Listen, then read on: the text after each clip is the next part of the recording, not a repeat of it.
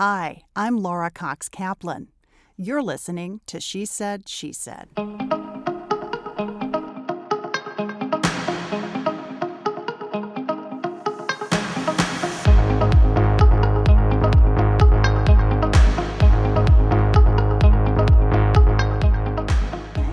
Heidi Ganahl is an entrepreneur, businesswoman, and nonprofit CEO, elected official, and now author. She is the founder of Camp Bow Wow, which she grew into a $100 million pet care brand and franchise. She's been on Fortune magazine's list of the 10 most promising entrepreneurs. She's taken all that she's learned in business and in life, particularly her perspective on overcoming loss and adversity. And she's put that into a terrific book and platform called She Factor. How perfect to talk to Heidi on She Said, She Said to launch our fall lineup. Heidi, welcome to the program. Oh, thank you for having me. I love what you're doing, and I'm so proud to be a part of it. Well, we are delighted to have you. You're here all the way from Colorado, so we're delighted to have you in Washington, D.C. today. Thank you. It's beautiful. I expected very hot, muggy weather, but it's awesome. It's like the start of fall. It's wonderful. These perfect September days. We get a few of those. It's still very hot in Colorado. We're waiting for winter to hit, but I cross my fingers that it's going to be a little while longer. I love fall in Colorado. It's awesome. So I know you guys have beautiful fall here too. Perfect. We're going to come visit you soon. Good. So Heidi, you've had this amazing career and you grew your company Camp Bow Wow from basically cocktail napkin inception into this $100 million pet care brand and franchise model. But that only happened after a series of what I think anybody would consider life-altering losses. Can you talk to us about how Camp Bow Wow got started, how you launched your entrepreneurial career? Sure. Well, I was definitely one of those kids that was always thinking up crazy big ideas and, had the lemonade stand and the dog walking business, but I didn't think of myself as necessarily an entrepreneur. And so I went through college, got my degree, went into pharmaceutical sales and met Brian, my first husband, who was amazing. And he loved thinking up big ideas with me. And so we created this plan for our two pups, Mick and Winnie, two big rescue dogs, when we couldn't find a place that was good enough to take them when we were traveling. And we thought, this isn't brain surgery. Like, we should figure out a way to make a cool place that you can leave your dogs. About that time, one of the first doggy daycares in the Western United States opened in Parker, Colorado, right by my dad's business. And we would go watch and think, oh my gosh, this is the coolest idea. There's dogs milling around. This was back in the early 90s before anybody thought babysitting for dogs was an okay idea. Mm-hmm. So we built the business plan, added the mountain lodge look, and added some neat elements to it, like boarding and training and grooming. But we were young. We were in our early 20s. We didn't have a lot of money or resources, maxed out on student loan debt, both from families that, didn't have a lot of money but had a lot of encouragement. So we wrote the business plan, and about 6 months after we wrote the business plan, his 25th birthday was coming up. And my dad ran into an old family friend from Monument, the town that I grew up, named Cliff, who was a United Airlines pilot. And he had an open cockpit biplane, like the Snoopy Red Baron plane, and he did air shows. And my dad thought, oh my gosh, Brian would love to do this. He's a daredevil. So Cliff said, why don't you come down to the airport in the Springs? I'll take you up, and then I'll take Brian up, and we'll surprise him. So they did that, and the plane did all the stunts, and then did a flyby over my folks to take a picture, and the plane crashed into the ground and killed both of them instantly, right in front of my parents. So obviously my life changed dramatically at that point, and just went into a bit of a tailspin. Received $1 million settlement about 3 months later from the plane crash, and here you have this kid who has never had money, mm-hmm. and I'm in the throes of grief, and I get this check.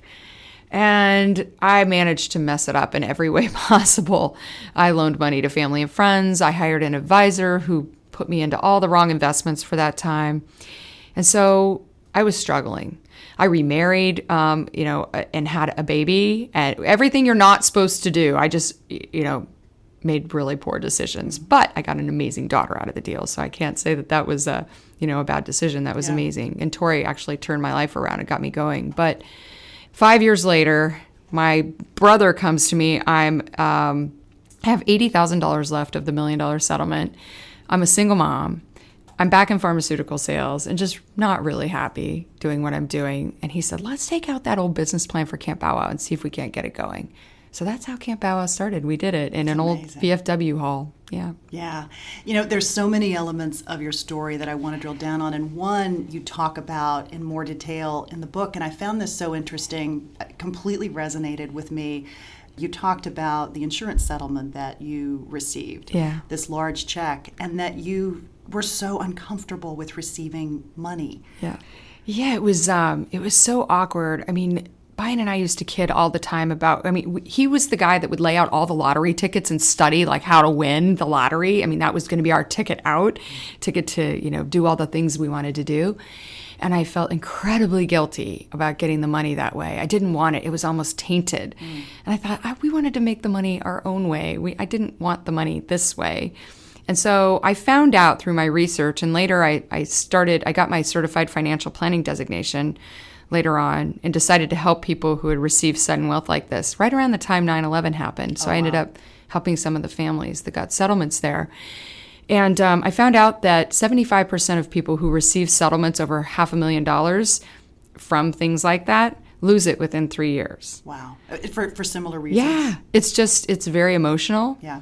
There's a lot of guilt attached to it. And so you subconsciously figure out how to get rid of it. But the interesting thing is, I made kind of a deal with myself that if I started Camp Bow Wow, my goal was to make the money back at the same rate of, if I had invested it correctly, grown it well, when I sold the company. And do you know, I sold it for exactly that amount if it had grown at, 7%, I had invested it correctly. No kidding. It was bizarre, yeah. Wow, that's amazing. It was pretty cool. So pivoting, you mentioned your brother was really the one who came to you and said, hey, let's get this business started. Had he always been a big believer in this concept, or was this more sort of his way of trying to and help you kind of get back into your life? It was more that. My brother and I are very different. He's a sound engineer. He's, he loved hanging out with the dogs and helping me with that part of the business, but people, not so much. So I think we fired each other 3 different times. We're great now. Hard to work with family. Yes. Oh my gosh. At one point I had 10 of my 40 team members were family members. Wow. Because we grew so fast, and you just hire the people that you trust and you throw them into these positions. And we all went on this journey together. And at some point when you're big and things are happening, you're like, oh my goodness, like we all need to figure out how to do this. We need to bring in some talent, and that causes some chaos. Yeah. But yeah, Patrick just recognized how much I was struggling, and he knew this wasn't who I was or how I kind of rolled. And so he just shook me a bit and said, I'll help you. Let's do this. And it was magical. And I know you talk about this in the book as well, but talk about what you learned from your grief and from this horrible set of experiences. Well, I think the first lesson was life can change so quickly. I mean, the rug can get pulled out from under you. So you better not wait around to do the things you want to do, to tell the people that you love them. There's a sense of urgency now in my life, and it drives some people nuts how much I have to get done in a day, and in this sense of, carpe diem, seize the day, every day. But I think that was the biggest lesson I learned. The other lesson I learned was that, we are bigger than ourselves. Like, we have this connection to humanity, to animals, to the earth that is very different. I have a very different view of it than I did before the crash. I feel so much more connected, and my faith is so much stronger than it was before. And I had to really go through a lot of soul searching and reading and exploring to get to that point. But now I'm such a much more grounded person. I have all the confidence in the world that, my faith is going to get me through any troubles that I come across. Yeah, So. Experiences like you had can really challenge your faith in a way that makes it very hard to come back from. What's your advice for somebody who has gone through something so gut-wrenchingly horrible and can't even imagine how to find their faith? It's 1 minute at a time, 1 hour at a time, 1 day at a time, and it's really, it's okay to get angry. It's okay to question. It's okay to, wonder why this is happening. At the end of the day, you're probably not going to get the answer, but it does make you just you have to just let go of any preconceived notions about what your life's supposed to be, how it's supposed to look, and resign yourself to this higher being or how things are supposed to be. And it's very freeing once you do that, though, and understanding that you don't have control. Because I had laid out my life exactly how I thought it should be. We're going to have 2.5 kids. We're going to have this. I'm going to do my career. And it all went to heck in a handbasket. But now I look back and think, oh my gosh, I've had such incredible experiences and met so many wonderful people. And I'm very grateful for the grief and the journey that I had. It's very different than I imagined, but I wouldn't have it, any other way other than, gosh, I miss Brian, and he was such a fantastic part of my life. But he's still there. Yeah. That's really incredible. So as we pivot back to the business that you launched, you took the business and you created a franchise business out of that. Talk about why you made that decision. It wasn't very thoughtful. I didn't know much about franchising, but I didn't have a lot of resources. I was tapped out financially. I had taken every credit card, maxed it out, home equity line to start the first 2 locations. And one of our clients worked for Mrs. Fields Cookies, and he said, you should franchise this. No one's franchising pet care facilities. I'm like, what? I don't even understand what a franchise is. So he took me to the International Franchise Association meeting, met some amazing people that became my mentors. And within a few weeks, we had all the legal paperwork done. We put a couple signs up on the counters at both camps, and we sold our first franchise. And how long was this into the sort of life cycle of the business? It was in 2003, mid-2003, that I started franchising. I started the business in late 2000. So we opened the first one in late 2000, opened the second one about a year and a half later, and then started franchising about a year after that. Mm-hmm. But then this amazing moment happened in summer of 2005 after we'd been franchising for about a year and a half, and we maybe had 10 franchises. It was me and one other person running the operation. And the phone starts ringing off the hook one day. And I'm like, what the heck? Why is everybody so interested in Camp Bow Wow? Well, America Online was the big internet back then. Right. They had 3 rotating stories. That's it. Everybody was on AOL. And it had this feature story was the next great franchise, Camp Bow Wow, and it had a picture of me with this little puppy. We got over 3,000 franchise sales leads from that one day. Oh my gosh. It was insane. So things just took off from there. And I think we sold 100 franchises in the next 12 months and brought my dad in to help me with franchise sales. He's one of the best salespeople on the planet. In fact, my title was Top Dog, AKA CEO, and so his title was Top Dog's dad. That's awesome. Yeah. And so he single-handedly sold, I think, 100 franchises for us. Oh my gosh. Yeah. That's amazing. So you ultimately sold the business. Why did you decide to sell the business? Oh, goodness. Personal life comes in. I met Jason. I got set up on a blind date. I'd been a single mom for a long time with Tori, dragged her all around to business meetings and, on my journey of building the business. And Jason's a bit younger than me. We hit it off. It wasn't supposed to be anything serious, but our third date was to the Rockies Red Sox World Series game, and we got kicked out of the club section for cheering too much. We were like, there's something here. This was meant to be, who does that? So we ended up getting married and having Holly. He wanted to have a couple more kids, and Tori was, I think, 12 or 13, had Holly, and then who's 10 now. And then he said, let's have one more. And he was supposed to be a stay-at-home dad. God love him, he's a great dad, but he was not cut out for that.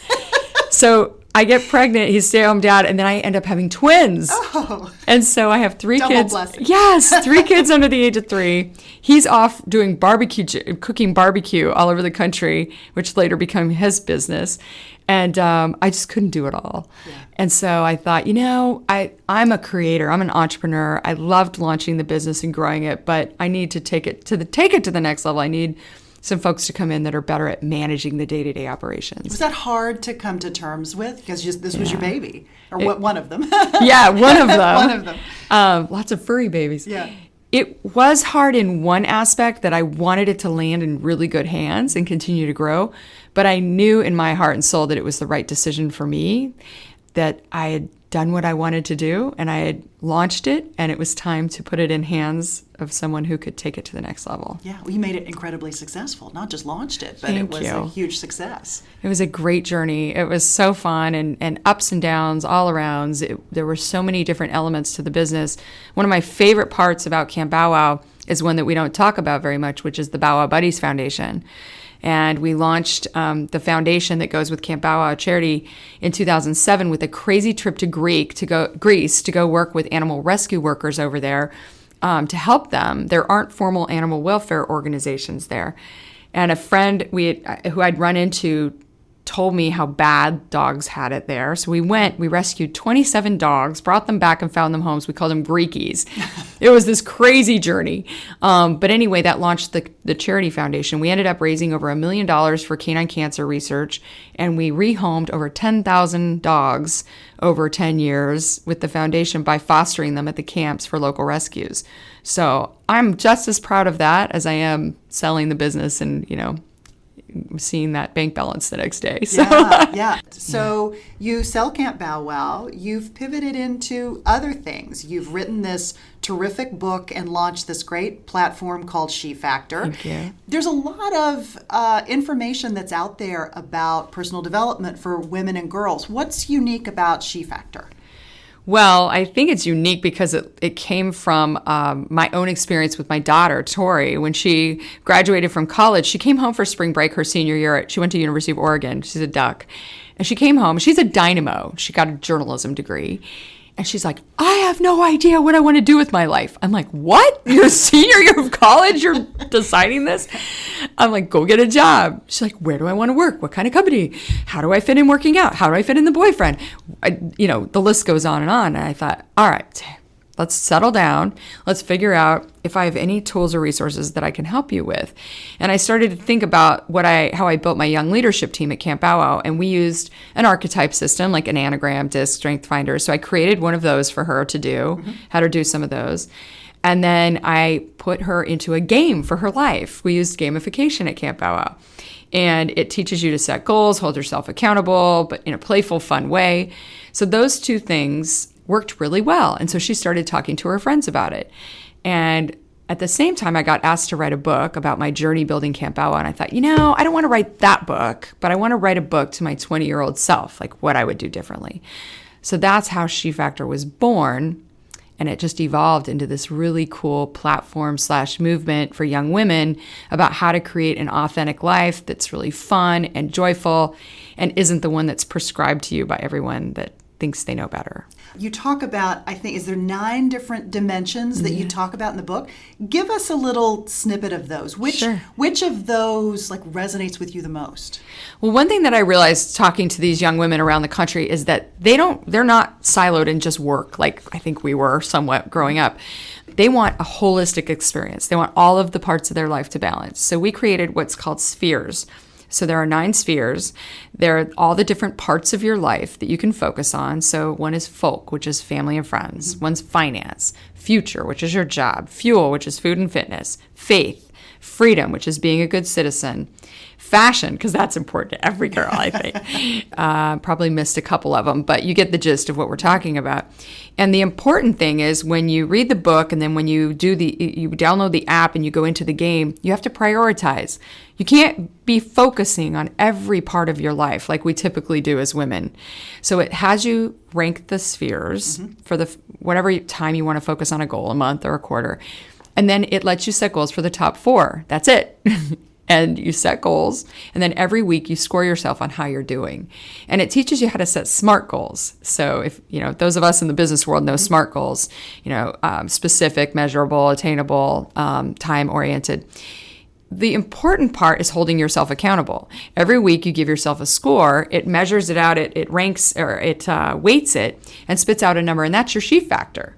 And it's a common language to use with your peers, with your friends, with your SEAL Team 6, which is your small group of people that are going to hold you accountable and really push you. And it's your own score, so there's no judgment. It's just like, last week I had a great week, I was an 8. This week, not so much, I'm a 2. I'm not hitting any of my goals.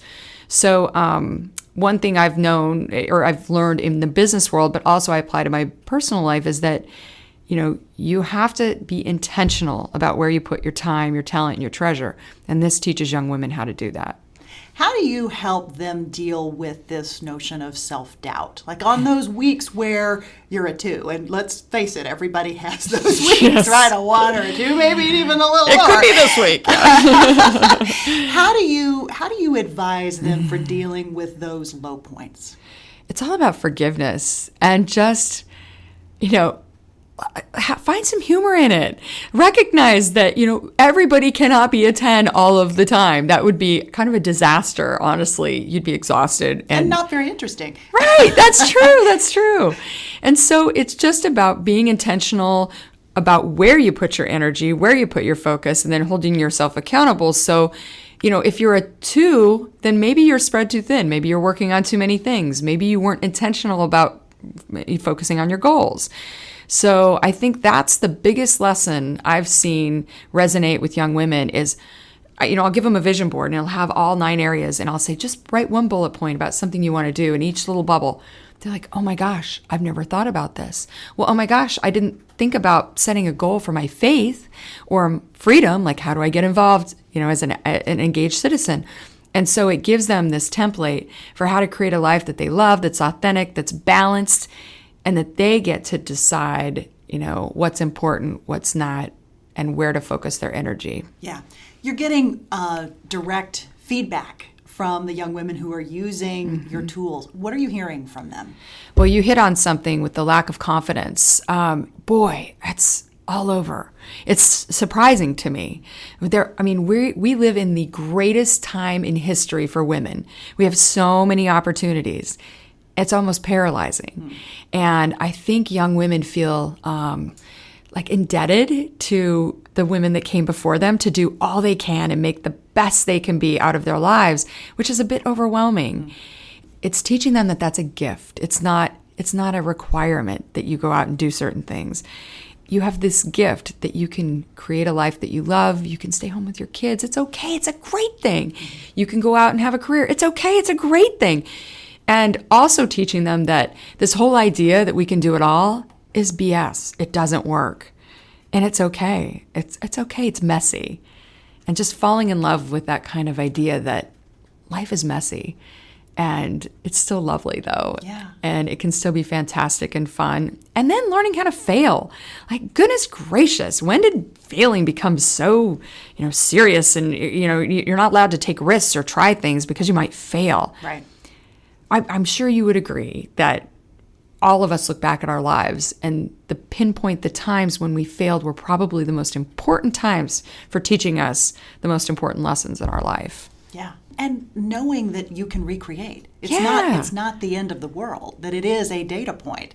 It's an opportunity. It's an opportunity to assess where you're at, figure out why you failed, and pick up the pieces and move on and move in a different direction. And if there's anything that's a pattern in my life, it's learning to fail and learning to turn that around and make it part of your story. Yeah.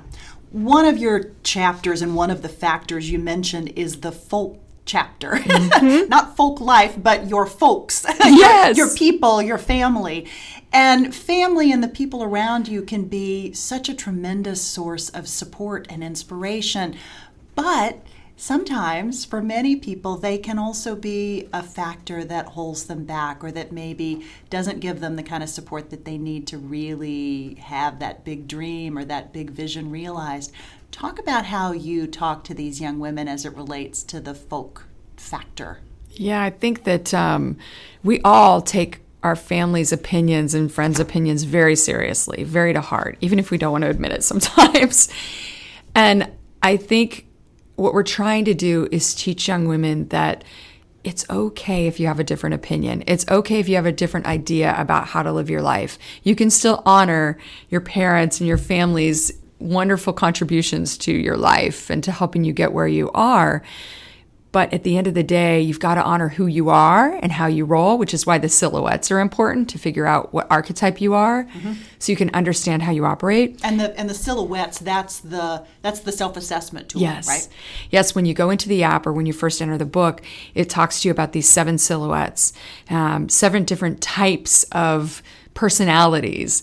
I'm a dreamer, so I'm a big thinker. I'm very visionary. But if you ask me to dig into the details of a financial statement, that's not very fun for me. I can do it, but it's not fun. I'd rather create a strategic plan for the next 10 years. But there are people who love the weeds and, really get into the details. There are artists who are directors who are very rebellious and don't want to be boxed in. My husband's a director. So you can see when you look at a dreamer and a director how, I've got these big ideas and I'm like, and he's like, don't box me in. And you get these little dynamics, whether it's your team member or, a family member. So I think that's important to understand how people operate, especially when they're family and friends, but also to honor their opinions. But then if you surround yourself with your SEAL Team 6, people who are going to tell you the truth and really be authentic with you, it's not likely a family member that's going to be your SEAL Team 6. You can get a different perspective. And so it's just learning to listen to the different perspectives and then honoring who you are and where you want to go and what your passion is. How do you figure out how to create your SEAL Team 6? Who are those people? They're not your family. They may or may not be your closest friends. Who are they and how do you pick them? What's your advice there? Think about the people around you that will tell you the truth. I mean, who is the person? I have a best friend who basically will tell me, she'll tell me anything. You look terrible today. Stop doing so much. Quit doing this with your, and they're going to be real. That's your SEAL Team 6. But you need different perspectives too. So it might be an old teacher. It might be a coach. It might be one of your best friends. It might be your mom or dad. Probably not. It's a little too close. They'll have a different perspective. So it's really about people who will be honest, authentic with you, and also understand where you want to go and what you want to do with your life, so they'll honor that. And in the advice that they give, they'll do it from that filter. I love this notion of, you talk about a net promoter score. We talked about that a second ago. And you mentioned that it creates a common language to use with mentors and peers and even your boss. Yeah. Why is that important? And why is it important in particular as we think about how we interact in the workplace, men and women, and getting more women promoted and sort of understanding that we oftentimes encounter obstacles a little differently? Talk about how that net promoter score is helpful. Yeah, I think it's important that we have a language to be able to communicate where we are. And so if you're having a rough week and you're at a 4 and your boss thinks everything's going along fine, but you could say to your boss, if they understood the She Factor score, I'm having a rough week. I'm a 4. I'm just not hitting on all cylinders. Don't you think that you would get a different reaction then from your boss if you're not getting a project done or you're not, you have to stay home for a day? It's all about communication and connecting with people where they are. And a lot of young people just don't feel heard. This isn't anything new. This is from the centuries. And so it gives them a way to articulate that in a way that any of us that are running so fast and hard around them, a boss, a mom, a friend, can understand it and stop and say, okay, I get it. Or, you know what? I'm a 9 this week. I feel great. And your boss might say, oh my God, I didn't even recognize all the stuff you've gotten done. That's fantastic, and celebrate with you. Mm-hmm. And one of the things that I hear from our men counterparts across the country is I launched She Factor because they're like, hey, what about me? Can I be involved? I'm like, yes, we welcome men into the conversation. We have to have our men in the conversation.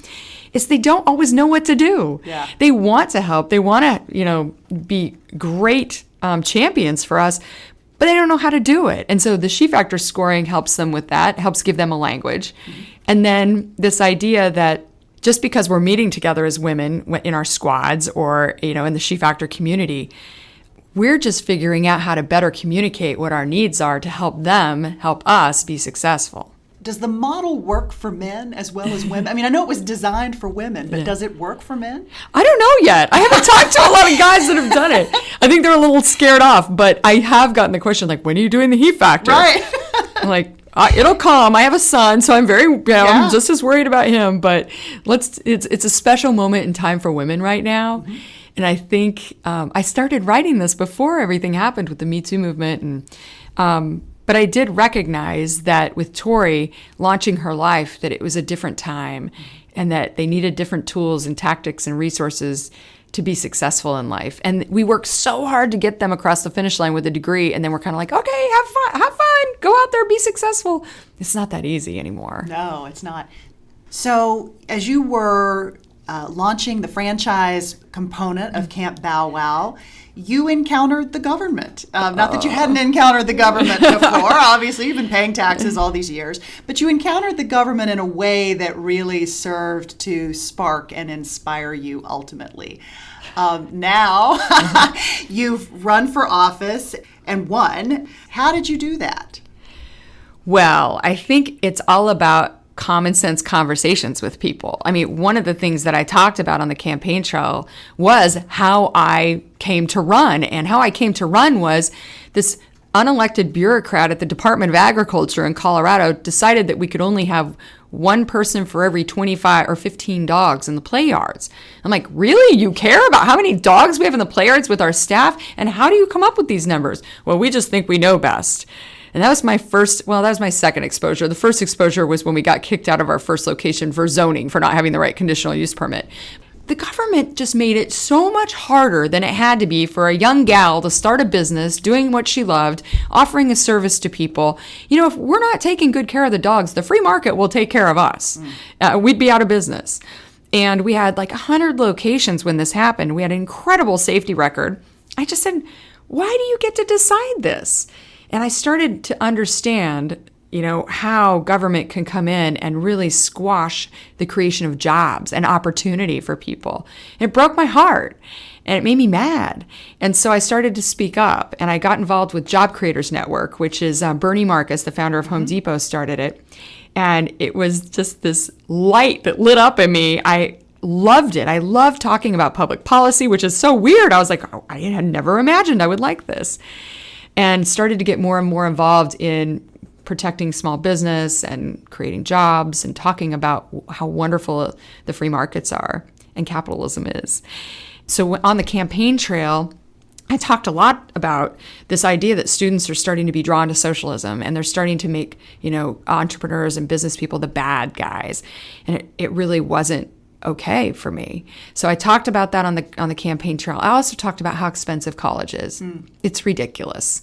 And it's squashing opportunity for so many young people around the country. And that resonated with people. But I was also just real. I had never run for office before. I ran against someone who was a very experienced politician. She'd been the Speaker of the House in Colorado. And just typical political campaign. And we were out of the box. I mean, we had a puppy in our ads because of Camp Bow Wow. I think the dogs got me a lot of votes. But just took a different angle at it, but was just real and had good conversations with people, very honest and open. And it worked. We won by 55,000 votes, which was, I think, about 2%. So it was close. It's been a really interesting and meaningful journey being a regent at CU and being in politics. We talk a lot about encouraging women to run for elected office. That can be a big leap for a lot of people. And oftentimes it takes asking a woman, 3 or 4 times, really you should consider running. Oh, no, not me, not me. What made you ultimately decide to throw your hat in the ring? I love my country so much, and I love the state of Colorado, and I've been so blessed to live the American dream. I mean, it's just the quintessential story. I mean, and I feel like I have to pay it forward and protect that American dream for my kids, your kids, our kids. It's going away. It can slip away so quickly.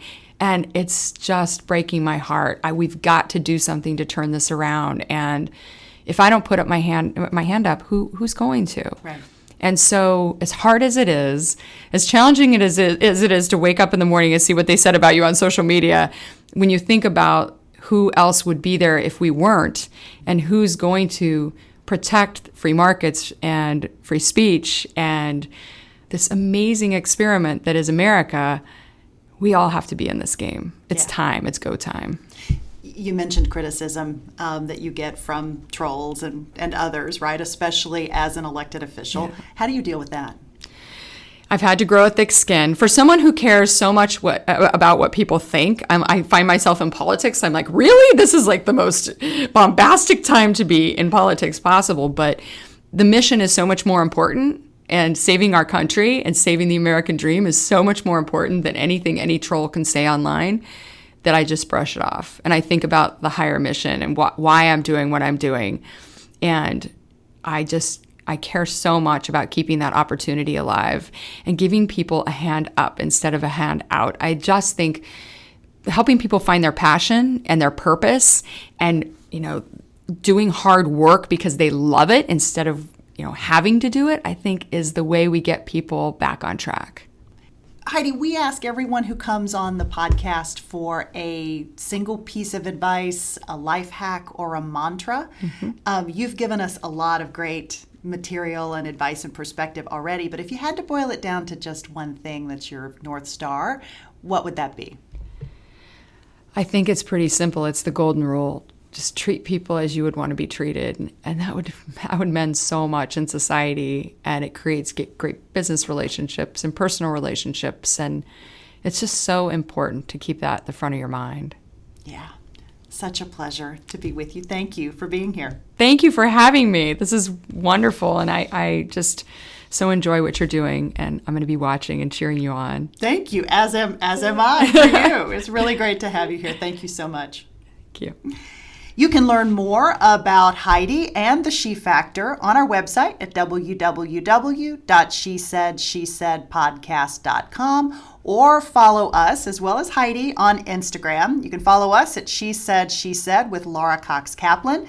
I'll be posting show notes from today's visits, and they will include links to Heidi's website, The She Factor, as well as links to the book and some photos from today's visit as well.